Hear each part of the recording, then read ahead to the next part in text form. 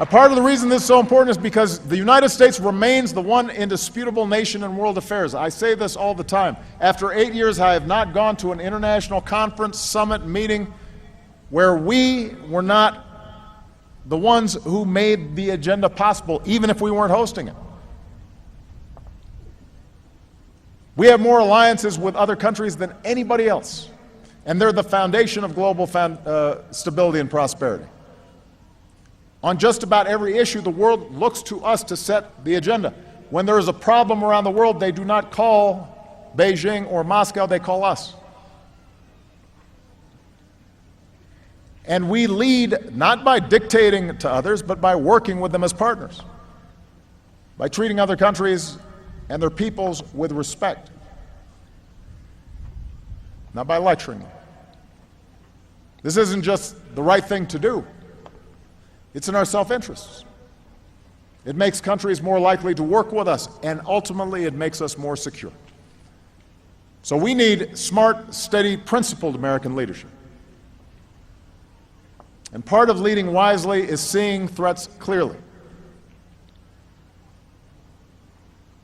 Remember Ebola?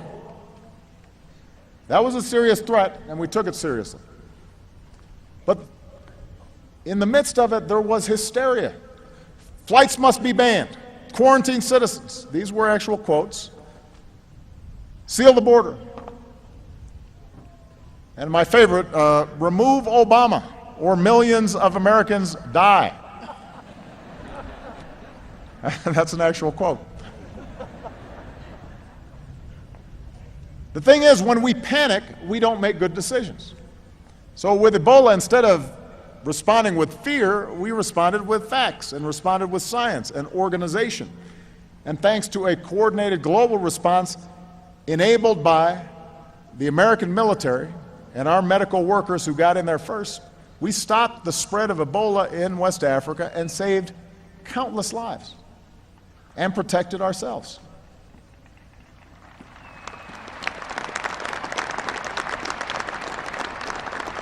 So, we've got to engage with the world. We can't pull back. Of course, leading wisely also means resisting the temptation to intervene militarily every time there's a problem or crisis in the world.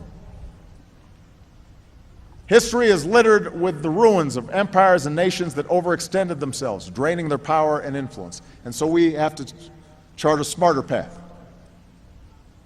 As we saw in Vietnam and the Iraq War. Oftentimes, the greatest damage to American credibility comes when we overreach, when we don't think through the consequences of all of our actions. And so we have to learn from our history. And that also means we're doing right by our men and women in uniform.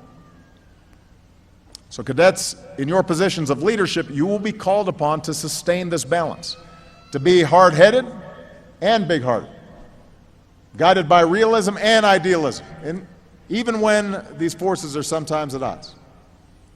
We've got to have the realism to see the world as it is, where sometimes uncomfortable compromises are necessary, where we have the humility to recognize that there are limits to what even a nation as powerful as ours can do, that there may be wars we cannot always stop right away or lives we cannot save.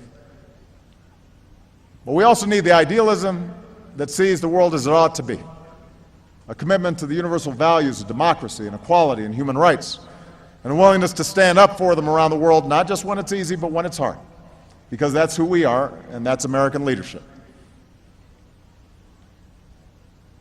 At times, ensuring our security requires the use of military force.